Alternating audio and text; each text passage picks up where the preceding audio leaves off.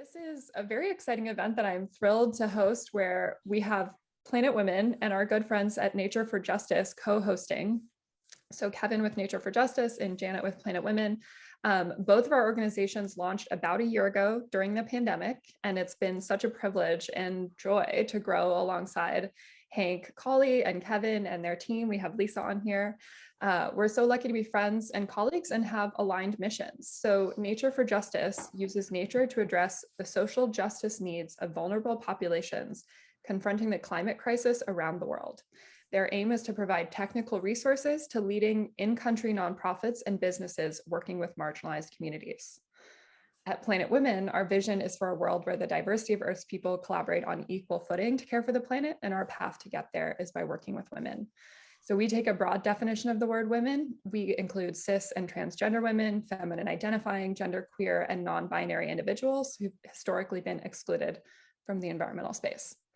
And we have two strategies. One is fieldwork that we do with women around the world, and that's sort of like our bottom-up grassroots change, but we also have a strategy that is the top-down systemic change, and that's what we'll really be talking about today. That's focused on transforming the culture of the conservation movement to make it more diverse and make it equitable. So excited to have that be the theme. Intro for Kevin. Kevin Bryan is the co-founder and managing director of Nature for Justice. He's a leader in using collaboration and advocacy to fashion equitable environmental policy. He has 20 years of experience shaping federal, state, and local policy that reflects our shared values for inclusivity, opportunity, and a sustainable future. His career includes experience building donor bases for national coalition efforts, developing organizational strategy and fostering collaboration, as well as communicating new ideas and solutions to diverse audiences. He is currently advising national organizations and coalitions as they shift their program frameworks to incorporate equity and justice. So we are very, very pleased and honored to have his expertise in this conversation. And Janet, our wonderful Janet, is Senior Vice President of the 100 Women Pathway for Planet Women. This is a new program we're just about to launch.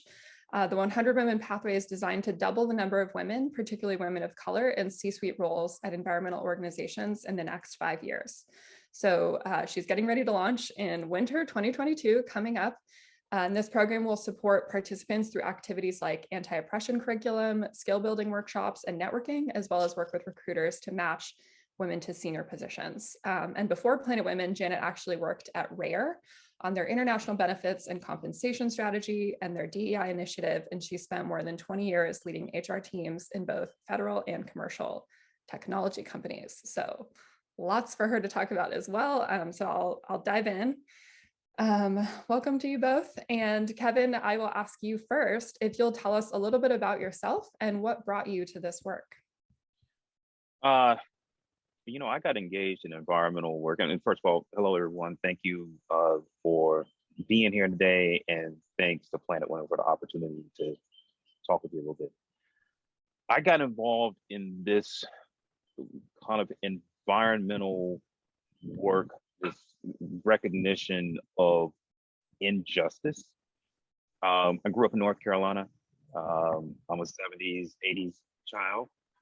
And I had a really interesting experience in around 1981, 82, living in Central North Carolina.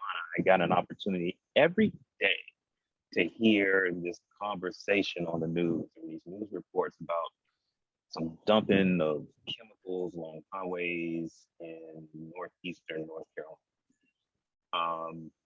I had no clue that what was going on in Warren County at the time was actually going to turn around and become the beginning of the environmental justice movement.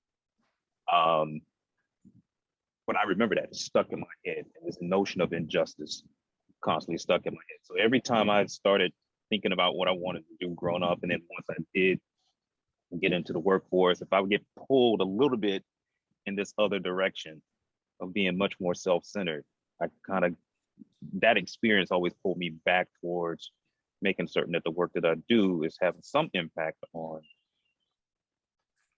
trying to equalize justice and making certain that justice really is for all in this country. So that's kind of how I got engaged. Thank you. And Janet, would you tell us a little bit about yourself and what brought you to this work? Sure, absolutely. Thank you. I really appreciate the opportunity to chat here with Kevin and with everyone. And I appreciate this forum, which is a very supportive one for us to share our stories. My story, I'm going to start my story actually from the day I was born, but don't worry, it won't take all day. And I took a little bit more of a roundabout journey to conservation and DEI work. So the day I was born, let's see, I was born the fourth daughter to a family that desperately wanted a boy. In a society where gender was the primary indicator of value, I had none. In a society that revered its elders, I was the youngest in a family of 7. I heard from subtle and not so subtle messages through my life that I was unwelcome and that I had no value. My oldest sister's memory of meeting me for the first time was in the hospital bed where I was laying with my mother, who had her back turned towards me. My mother refused to hold me, and I was the only bottle-fed baby in the family. So I was taught at an early age to be silent and that my voice was unwelcome. The fact that I'm here now, making my voice heard on this particular topic, is something I never would have imagined even a few years ago. So fast forward into my career in HR, primarily in the technology space, where I felt excluded for much of my career. First, I was an HR practitioner in a technology organization. There were certainly Asians working in technology, but not in HR, which is where I started out about 20 years ago. Later, as I advanced my career, I was the only female leader amongst white men and occasionally white women. I was often the only leader with young children and caregiving responsibilities. So having made my roundabout way to transitioning into the conservation space about 3 years ago, I came to find out that the world of women and people of color was not that different in conservation than in working in HR in the technology space. Although there are 2 notable exceptions. First of all, there are more Asians in technology, although not necessarily in senior leadership. And secondly, the people in the nonprofit space tend to be much kinder, and the culture was a bit less harsh and cutthroat than in technology, where reorganizations and layoffs were just par for the course. So most of my life, I actually thought that gender bias and really internal sexism was the root of all my challenges, both growing up and later in my professional life. Only recently, having gone through some very personal work, have I realized that I was also shaped by racism and racial bias, having grown up Asian in Northern Virginia in the 70s. And Kevin and I realized we're both the same age, and we've been through some stuff in the 70s and 80s. Now, discrimination is not something that I grew up thinking applied to me. I was most definitely the model Asian, conditioned to believe that as long as I worked hard and didn't cause any problems, that I would be okay. As an immigrant, I was taught to be grateful for the opportunity to live the American dream, which was certainly more than I could expect growing up in Korea, which was the other alternative. When I did think about racism, it was just too big and too painful to tackle. And honestly, I was too busy trying to survive to make it in the world. Understanding systemic racism earlier in my life actually would have taken a huge personal burden off my shoulders and made me feel less alone. Maybe I would have found my people a little bit sooner. So having felt exclusion very deeply in my life, I hope that through sharing my lived experience with others and some of the lessons I've learned along the way, that I can help others create cultures of inclusion that embrace people of many different perspectives, and that ultimately results in organizations where women and people of color can thrive. Thank you, Janet. Thank you both. That was very special to hear how you came to be here. So Kevin, to turn back to you, what are some of the biggest challenges that you've encountered when working to advance equity, justice, and inclusion? Ooh, gosh, I mean, where do we begin? I think, man, there are a lot of pieces to that. But I'm going to start with a much more inward look. I think we have these conversations in America right now, in some parts of America, let's be clear, that this is not as widespread a conversation as some of us would want, or as some of us believe. But I think it's really a discussion about oppression and privilege. You know, Du Bois talked in what was it, right around the turn of the 20th century. He wrote Souls of Black Folks, and he talked about this idea of double consciousness, this notion that Black Americans at that time had to have one foot in a white world and one foot in a Black world, and had to understand how to navigate, code switch, if you want to use the current terminology. I think we have to do some of the same things today. We have to individually understand, everybody on this call has some form of privilege. Everybody on this call probably deals with some form of oppression along the way. And really thinking about that in a holistic sense is the biggest problem that I see the biggest need and the biggest problem that I see today. As we're trying to work through these issues, I see so many people kind of siloing and saying, banding together with their group. And we're going to have a better conversation about what do equity and justice really mean? What does it really mean for us to have a just and equitable society? Who benefits? We say everyone benefits, but I would argue that that's not necessarily how it's beginning to play out. I see a lot of new fights being generated over whose oppression is the worst. And so if we're really going to create that just and equitable society, I think we've got to do a few things. One, we've got to look inwardly and start thinking about our own veil of double consciousness.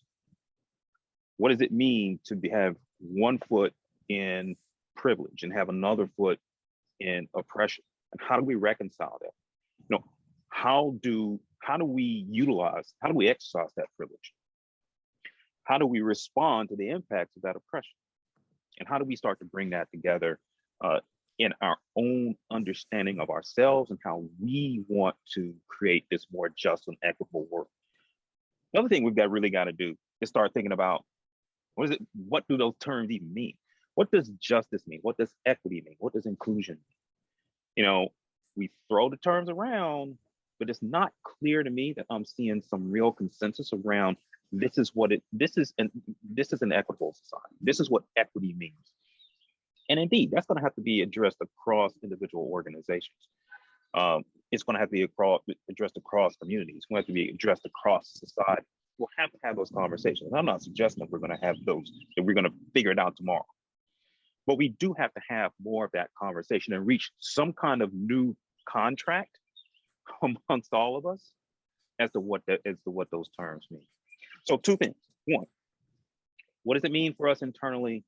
How do we start within to reconcile the complexity of living in America, being an American, and having one foot in privilege and one foot in oppression?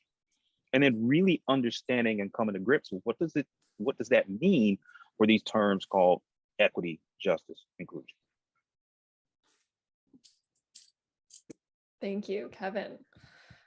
Well, I hope as people are thinking of questions, please put them in the chat because I can think of a couple already that I want to pursue there. But Janet, I will turn to you. What are some of the big challenges that you've encountered when working to advance equity, justice, and inclusion? Well, I think in my experience, the biggest challenge is that the focus in the DEI space for many, many years has been on increasing diversity, which is really the representation of underrepresented people, which means that a lot of the DEI efforts were focused on recruitment when it came to DEI. However, diversity measures representation at a given point in time. It doesn't actually capture the fact that underrepresented people are not experiencing inclusive workplaces. And they're growing frustrated and exhausted from exactly what Kevin is saying, is living in a dual world, having to know how to operate in all these different ways and always trying to follow the rules. And so they're getting exhausted and they're leaving organizations at a higher rate. And additional hires of underrepresented people actually feeds the illusion that the organization values diversity and might be making progress. But diversity in and of itself is actually not impacting the culture in any tangible way. And the reality is that even organizations that have increased diversity in their workforces have really failed to create inclusive cultures where people feel valued and feel like they belong. Thank you, Janet. Kevin, what do you see as the role of an organization's leadership in creating a culture of equity, justice, and inclusion? I know there's individual action and leadership, top-down action. Is there something in particular you'd like to address about the leadership piece? I mean, I think the leadership is everything. You can't, no organization can address these issues without strong leadership. I've worked with some organizations where the staff is really, in the lower level staff is trying to push these ideas around diversity, equity, inclusion, justice, and it's a slog. It is hard to get movement when you don't have that senior level executive leadership 100% bought in it. This is a shift that needs to happen. And really being able to shape that organizational understanding of what justice, equity, and inclusion mean. It's hard to do that from the rank and file staff level.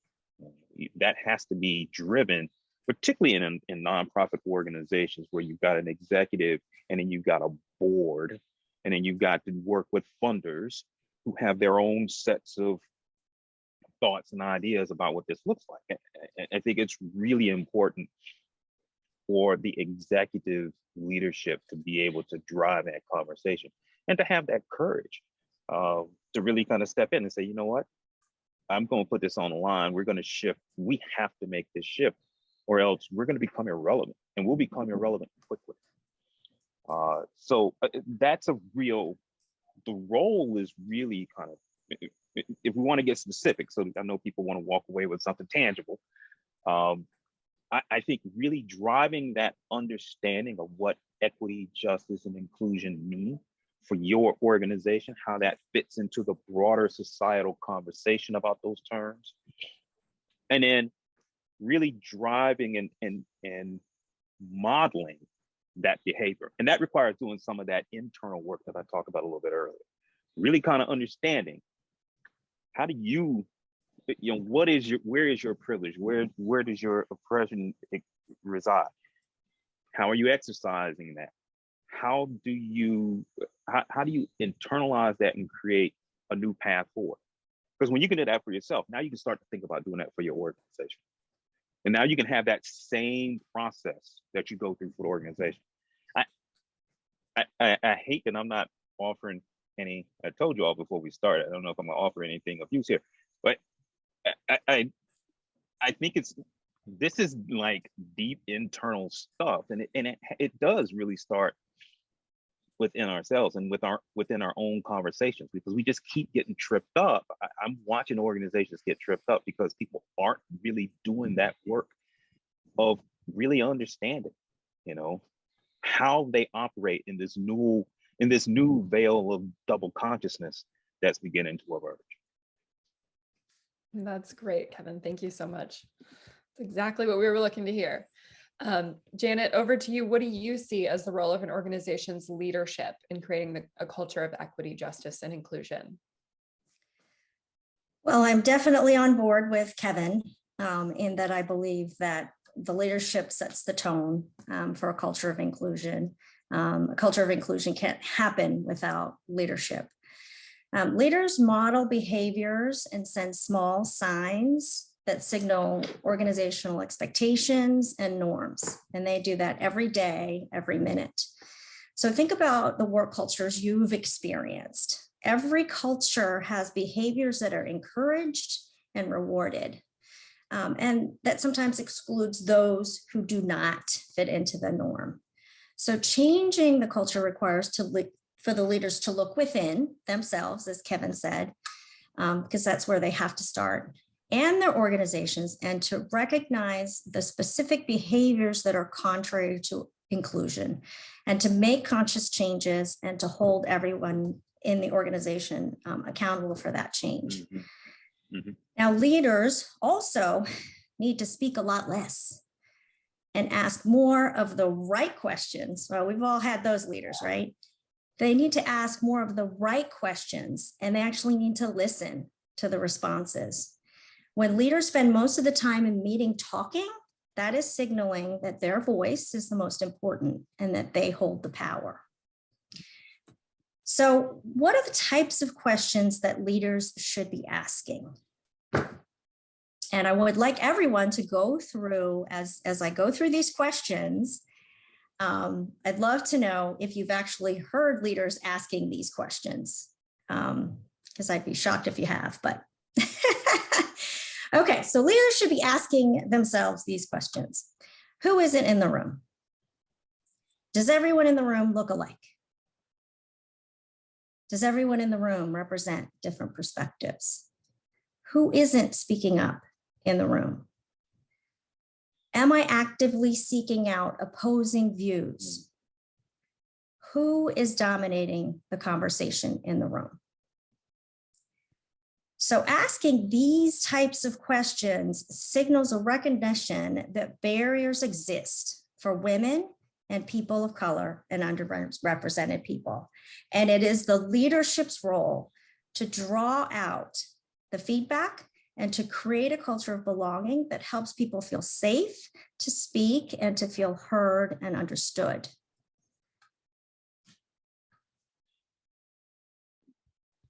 Thank you, Janet. Anyone has any questions like that their leadership has asked or not asked, you can feel free to put that in the chat as well. Actually, if I could just kind of jump in with what Janet was saying, I think this notion of the leader as a servant leader, as a facilitative leader, I think is critically important. You know, we like to have those titles by our names, and we like to be able to exercise the authority that comes with that comes with that leadership, with that title. But there's a whole different power, ability to influence that comes with a very different way of thinking about how we lead. I think we really need to identify folks who can facilitate change within an organization. And this isn't necessarily, you know, the change agent, change management whole concept. This is really about who can encourage that conversation, who can ask those right questions, you know, who can address the egos in the room, you know, who's going to have the courage to step up and say, you know what, this is the way we've done things in the past, and we're going to shift that. Finding those kinds of leaders is really important. Someone who can facilitate the shift in the organization, and then someone who can serve. In that role of facilitator, you have to be willing. You are taking on this idea of serving, and it's not that when you are elevated to these leadership roles, it's not so much that now everybody does your work. It's you're constantly asking people, how can I make you better? How can this organization provide the environment that you need in order to work effectively? And in a lot of ways, I've begun to realize that as we talk about equity, justice, inclusion, some of this is basic leadership, basic ability to lead and to really gather as many perspectives as possible. And that's where we have the most success. I mean, think about the most successful organizations out there right now. Those are probably going to be really diverse. They have really interesting ways of getting input and ideas from folks. And I mean, and think about success, not in terms of just how much money you're making, what your value is, what your, but think about the ones who seem to always have the right answer. They're constantly pushing things forward. That's the kind of organization that I'm talking about here. So I just want to, everything that Janet was just throwing out there is really important for us to take into consideration, really think about this idea of facilitative leadership and servant leadership as we move through this conversation around justice and equity. Thank you, Kevin. Good, we're getting some little chats in here. One question that I think we could even ask right now of either of you is, Rebecca asked if you could possibly give examples of ways in which leaders may be excluding people in subtle ways. Janet, I know you might have one of those off the top of your head, or Kevin. Yeah, whoever wants to jump Go, in. Kevin. This is what There's so many. There are so many, and I'll tell you where my own biases come into play. You know, we mentioned a little earlier, we're kids of the 70s and 80s, and so we walk into the room and we're like, things don't go our way. Suck it up, dude. Brush that off. Pick yourself up and just keep moving. And so when somebody comes to me and says, I need a day, I'm like, for what? What do you need a day for? This is, and I think what I have to do is take a step back and say, wait a minute, that's not your call. This is what this particular person needs today. And I think that's one really subtle way that we sometimes will exclude people, make them not feel as comfortable in that environment, just because it's just not the way I was raised. I don't think that. I don't necessarily, and it's not necessarily a bad thing. It's just kind of how I was conditioned. And I was conditioned to kind of accept that people were going to do messed up stuff to me. And I just had to figure out how to get around it. I didn't get to walk away and say, hey, hold up. But the people who I saw that did that ended up getting bounced out. And so really thinking about how I address situations versus how someone else, particularly someone who might be a little bit younger than me, I can't put my expectation the way you should behave based on how I was conditioned over time. And maybe I need to recondition myself in order to think differently. And you can't exclude people because you say, oh, well, this person kind of just brushed the shoulder off. They just keep it going. And, and that's who you want to work with. But you have to take all of those voices into consideration. So I really had to take a step back, recognize that there's some people who just operate differently than I do. Don't use that as an exclusion for someone to be a part of the decision-making process and providing the best solutions that we can come up with, the best solutions that we can identify. Yes, so I agree with Kevin, and I also agree with Rocio, who said that sometimes this process that people have to go through is painful. Mm-hmm. And honestly, I have been through this process not too long ago. I was a little slow getting started with this work in my life. But one of the things that was painful about it is that because I had never let discrimination or racial bias enter into my imagination, I just pushed it aside, that when I did think about it, when I did try to understand it, and when I started learning about systemic racism and all these things, it was very painful because I was inundated by these memories, these things that had happened to me in my life, in my career, where I had been marginalized, insulted, microaggressions, you name it, it happened, right? But at the time, to Kevin's point, you're just trying to survive. You're just trying to get through. And so when I did the internal work, it really was very, very painful. Rebecca's question is a really great one, because sometimes it is subtle. And this is where the subtlety comes in. Leaders, sometimes they try to do the right thing. They ask for feedback. They have a big meeting. They introduce some grand idea, and then they ask for feedback. And then it's crickets. Nobody says anything. Anybody been to any of these meetings? Anybody? Mm-hmm. Nobody says anything. Zip. Maybe a few leaders chime in. They say a few things. Okay. So silence in a room does not mean that everyone agrees with what you're saying. Right. Okay. It does not mean that they agree. What it typically means is A, they're afraid to speak up, or they know their voices don't matter. So they're not too tired. They're not going to bother to speak up. That's what that means.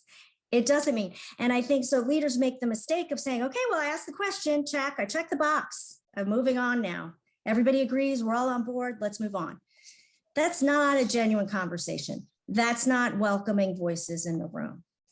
And so they really have to signal that they truly are welcoming. And the other thing is there are different dimensions of ourselves that are, there's just a wide range of them. So for me and Kevin, you might be able to see some of the dimensions in that, we're people of color, he's a man, I'm a woman. You can see some of those dimensions, but there are many, many other dimensions of people make up a whole person that are not visible.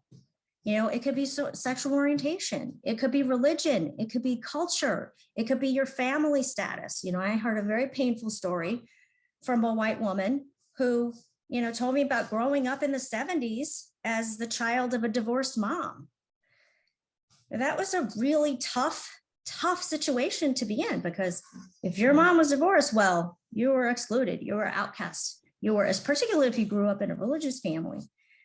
And so I never certainly looked at it, in that way, in that, oh yeah, people who are white could have dimensions of their person, of their self, in which they were wounded, in which they suffered this trauma. And so we have to look at all dimensions of people and realize that people are very complex. And one of the things that leaders I have seen quite often do is that they allow certain people to dominate meetings. So they allow men to speak over women. They allow men to interrupt women. They allow men to regurgitate an idea a woman just had and take credit for that. They allow these things to happen. And that's all signaling to the organization, to the people in the room, that behavior is okay, that behavior is going to get you ahead in the culture. And so, it's more than asking. It's truly embracing. And I would say that we're looking for the feedback and wanting to hear the voices happens every day. It doesn't happen in just that one meeting. Does that help you, Rebecca? Yes, thank you very, very much. You're welcome. Great. I'm going to ask one last question and then we can turn to the room. So Kevin, do you have any recommendations for an organization striving to become more inclusive? Yeah, I think I go back to those two pieces, and I'll try to get at one of the questions that I see in the chat in answering this. I think first off, that internal work, we're really trying to understand that one foot in privilege, one foot is to how you address oppression, really trying to understand that, thinking about how we facilitate that process as a leader in an organization. How do you help facilitate that process? There's a question in the chat about, I think I'm responding a little bit to the point that Rebecca, you raised about individually, that can be difficult. And so the leader has to be able to help identify and design processes to make that work. Some of that may be facilitated work. It may be ongoing, long-term facilitated work. I haven't seen a ton of that. I've seen somebody come in and they might have a process that goes for 6 months. But really thinking about, hey, we're going to bring on someone that can be here for the long term, we're going to hire this position on to help individuals as they're kind of moving through these questions of privilege and oppression and how to reconcile that. I've never seen an organization do that. And I'm wondering if that's something that maybe that's a function that someone is identifying within their HR department, within their people and culture department, or if they're bringing someone in from the outside to do that. So I think that's the first thing. The second piece, I think, really thinking about, I cannot express enough the importance of identifying and understanding what equity, justice, and inclusion is. If you can't define that for your organization, how on earth do you think you're going to create a more just, equitable, and inclusive organization? If you can't define those terms and really put out there, this is what it means, and have that facilitated conversation, that provide the facilitated leadership to have that conversation within the organization, then I think you just missed the boat. You have to do those two things up front. Without them, I just don't think that you can be successful in making this kind of shift. And then once you are able to do some of that, I think, and maybe even simultaneously, really thinking about your organization and doing the work inside of the organization to understand what's been our role, what's been our organizational privilege, what's been our, how have we exercised that organizational privilege? How have we, based on the programmatic frameworks that we have in place, how have we impacted communities? Who've been the benefits and recipients of, who have been the recipients of the benefits, opportunities, resources that have come from the things, the programs that we have tried to put forward, and who hasn't benefited? Really do that historical review.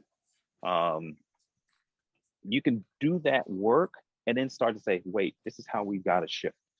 You start to get that understanding. That's a long process. I mean, that's a multi-year process to really think about how do you shift funding, how do you shift the programs that you want to do, how do you shift funding for that work, how do you reconcile with those organizations that you have, those communities that, to be frank, that you've wronged over time.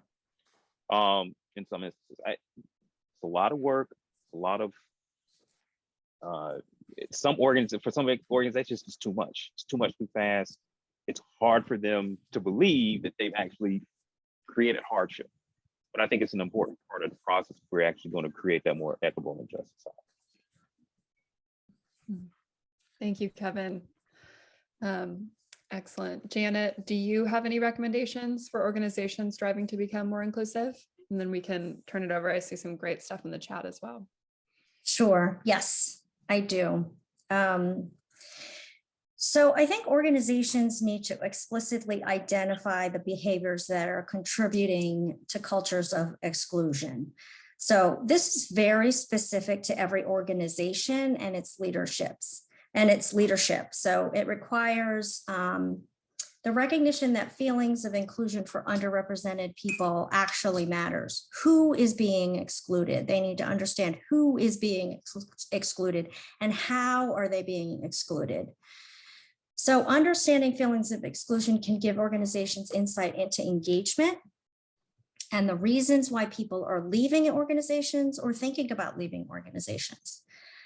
And focusing on underrepresented people and setting specific organizational goals related to inclusion signals that the organization sees the importance of inclusion. So when I say measuring inclusion, it's very different and harder to do, quite frankly, than measuring diversity. So a few examples of inclusion-specific goals. One, increase the engagement of underrepresented groups by 10%. And that leads to the question of, okay, how do you do that? Two, increase the retention rates of women of color by 20%. Obviously, that assumes that you know what the turnover rate is for women of color in your organization versus, women in general or men. And these goals are very specific to underrepresented people, the people who potentially and most likely are excluded. And it's not about general engagement or general turnover trends. So there are cultures that any of us would recognize based on our personal experiences in work. So these cultures exist in large part because of behaviors that are modeled and encouraged by senior leadership. And I do believe that these cultures can change if there's a strong commitment from leadership to bring about change, but there has to be very specific what I call antidotes to the exclusionary cultures that exist. So I'd like to dig deeper into one type of culture that I think that a few of you might recognize. So have you ever worked in a culture that valued workaholics and people who seem to thrive on busyness and stress?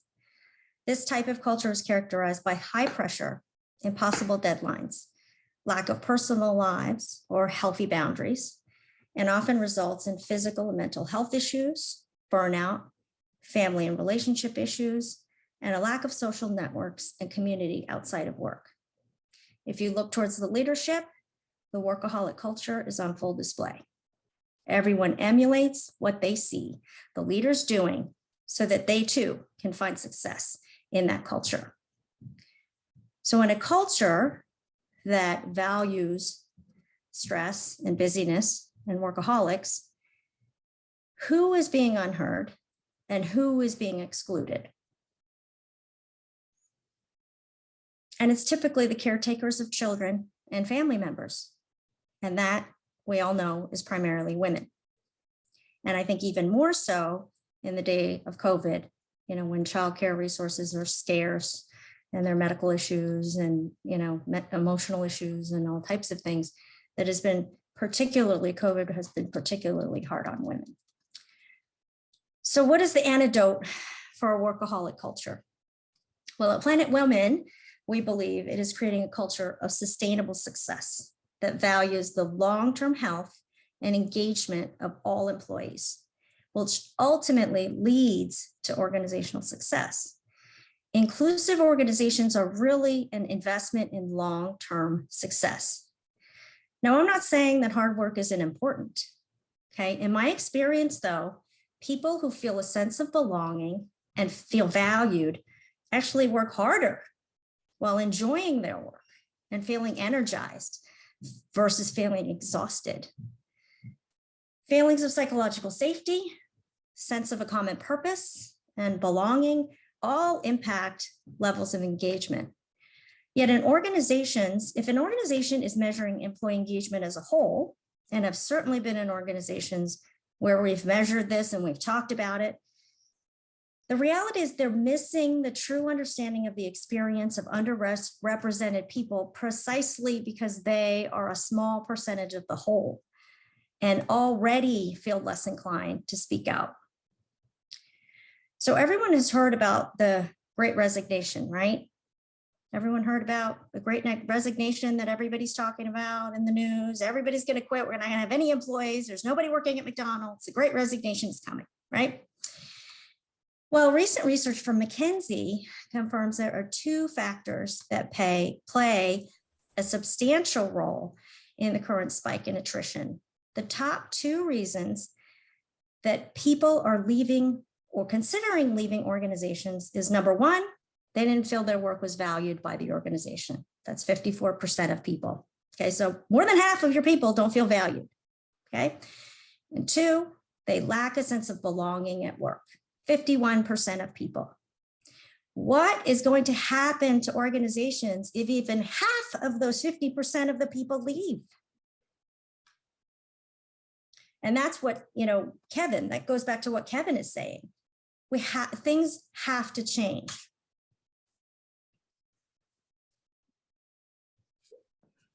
Yeah, thank you, Janet.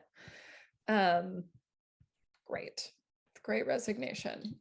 So we have, I think, some time, not too much, but at least 10, 15 minutes to do Q&A. And I would love to get some other voices in the room. If anyone has a question, like Paulina, you had a comment, I would love to have you unmute yourself and reiterate that. Or Rocio, you also had some really wonderful points that you were making.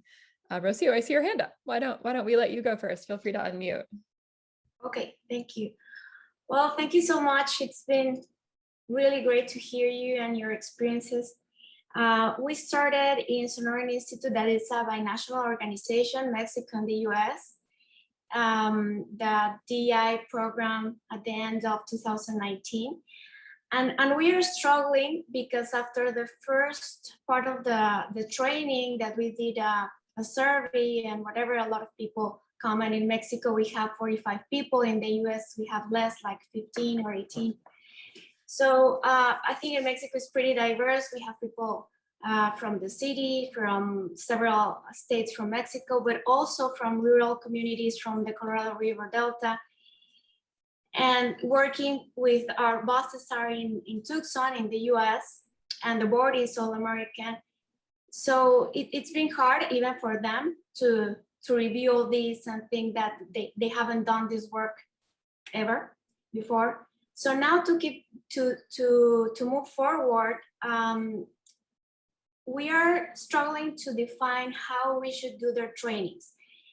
In the US with the training, and then in Mexico with another training, and some together. I'll tell you what, because when we are talking about racism, for example, there's not really a lot of African American people here, and we continue to hear about Black Matter Leaves, and it's very interesting for us to understand what's going on, but we have some other issues here. Yeah. So I think we have to address the issues that we have here locally as well, and then find where we meet, and we have to discuss the internal issues. But our CEO is trying to find the right training that puts us from the beginning, everybody in the same room, so that because I think that his point of view is that if we continue to be separated, that's not going to bring us together. But in order to do what you were saying, Kevin, the internal work, I think it's going to be easier to start with what we know. So I would like your opinion about that, because this is my point of view, but I'm not sure how to address it with our CEO and our board members. Yeah, I mean, that's why I think this conversation around equity, justice, and inclusion, those definitions shift given an organization. It is about what you know. It's about where you start. I mean, these are deeply personal. This idea of how I sit in privilege and in oppression, that's deeply personal. That's where you come. This is about how you interact with it. That's about what you know. And it's okay to start from there. You know, I think what we do is start to hear similar stories across the spectrum. So you talked about Black Lives Matter. Yeah, you're going to find out over the course of those conversations. Oh wow, they're dealing with some of the same things we're dealing with. But you have to start with that internal conversation, and then be willing to not get caught. And this is, I'm going to tick somebody off here. This is where I think we run the risk of having my oppression is bigger than yours. And we have to resist that. We have to recognize that everybody's issue is valid. There's commonality in those issues. The oppression comes from the same place. It may manifest in different ways, but it comes from the same place. This desire to have power over this group of people, or over a community, or over a society. And so what we have to start doing is really recognizing that particular fact, and then understanding where the commonalities in the work, in what we're facing, allow us to have opportunities to work with one another to overcome those things. So I totally agree with you that start with where you are, identify that, and then share that with others. It's really important. That's where I think it's really important for strong leadership, strong facilitative leadership, and servant leadership that can help people work through well, this is what I'm facing, this is what you're facing. We're not necessarily at odds. It's just, it may manifest in a different way, but we have to work with one another to understand each other. And then that allows us to start coming together and building more power collectively to try to address these issues, whether it be in the organization, in the community, in the broader society. Thank you. Thank you very much. I hope that answers. Yes, something. thanks. Okay. Thank you. Paulina, I see. Oh yeah, Kevin, do you want to say one more thing? I was actually going to go to Paulina's point in the chat. Perfect. Yes, Paulina, let's sneak you in here while we have a couple minutes. Yeah, no, thanks. I mean, I put my comment in the chat, but I do want to thank Kevin and Janet for being so personal and sharing so much with us. It's wonderful. And I think because where I'm at right now, the Moore Foundation, we have been going through this journey for about 1.5 years now, and it has been key to have, you know, key leaders, the hierarchical leaders, our president, certain directors, certainly set the pace and the tone for the journey. Even when things weren't clear, they were very transparent about that. And so that's definitely helped, especially to bring along individuals who were not yet convinced that this was even a thing that we should be talking about. And so that's definitely helpful, but I really wanted to make sure that we all feel that we are all leaders as well. You know, we have leadership skills. And so you really do also need those people in your team who are either thought leaders or even moral leaders who people look up to, and they have a space and a safe space to also step up and create a feeling that no, we're all in this together and we're going to move along. So I really kind of encourage, when we talk about leaders, it's not just those visible leaders who are in the front of the room talking, but it's also each one of us in our own space, even the quiet leaders, some of us are more introverts, that we really want to be allies to everybody moving forward. So that said, I think we struggle a little bit with, should we include ready? Is it ready? Is it DI? And to Kevin, your point, it's really important to really understand where your starting point is, what's your baseline, and where you want to go, because it hasn't been easy, but it's been important. Thanks. Thanks, Paulina. I did want to also, thanks, you're always here to support us, Paulina. I did want to make one comment on what Rocio was saying earlier. It's absolutely true. It is so much more complex in global organizations. And we have found that to be the case at RARE, where we have 75 employees in the US, and then we have about 100 in global offices around the world. And when we first started having the DEI, conversations, it was shortly after, last summer and all of the killings and the violence and this kind of awakening that the country has gone through. And we made assumptions. We assumed that everybody wanted to talk about this, right? And we went in, guns a-blazing, wanting to talk about this, and come to find out that the people in the global organization, in the global offices were like, whoa, whoa, whoa, whoa. It doesn't really apply to us, right? It doesn't, and so that was a teachable moment, right? Because it absolutely has to be specific to your culture, your country, your language, your religion, all of those things. So at RARE, we're actually, we have established a DEI working committee for the organization overall, but our intent is to take the survey results that we have that really tell us that in different countries, different things matter, right? And in some countries, gender is important, and in some countries, it's religion, and in some countries, it's socioeconomic status. Yeah. And to really have an overarching vision for RARE, but allow some flexibility for those global offices, in the Philippines and Indonesia and Brazil, in Colombia,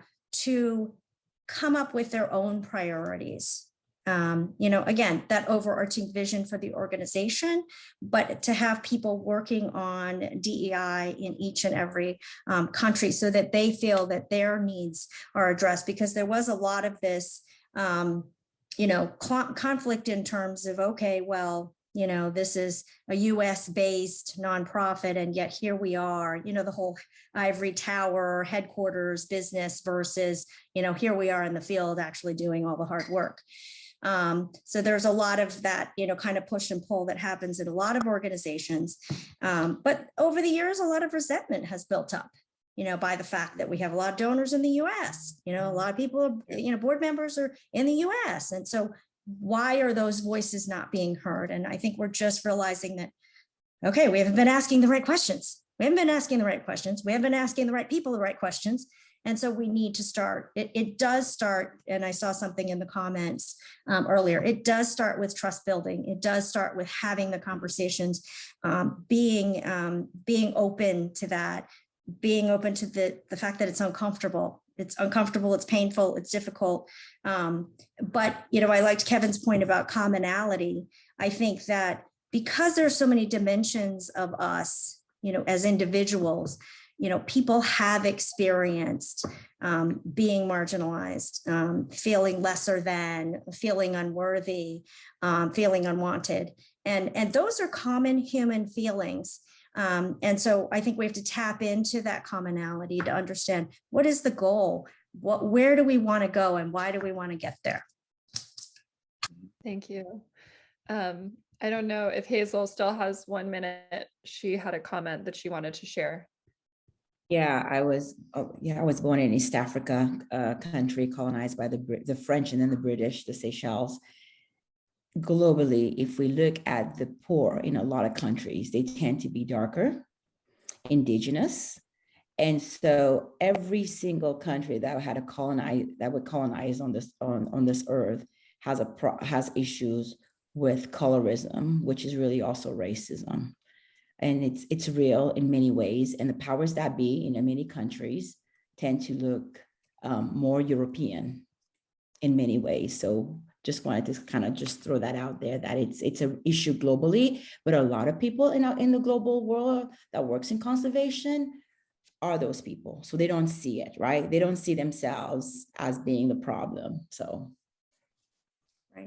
Right, yes, colorism is a big issue. Well, it is 11 o'clock. I wish we could continue. Thank you all so much for being here. Thank you so much, Kevin and Janet, for sharing your stories and your words. That was really, really wonderful to hear from both of you. So we will send a follow-up email to everyone with the recording so that you can watch it again.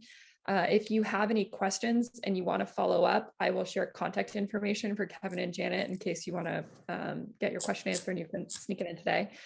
And keep your eyes out because we'll be doing more conversations like this, Nature for Justice, as well as Planet Women, and we would love to see you again. So thank you all so much. Feel free to unmute and say goodbye if you'd like. Thank you. Thank you. Thank you, so everyone. much. Thank you, everyone. Thank you. Take care. Thanks for Take care coming. now. Bye-bye now. Thanks a million. Bye-bye.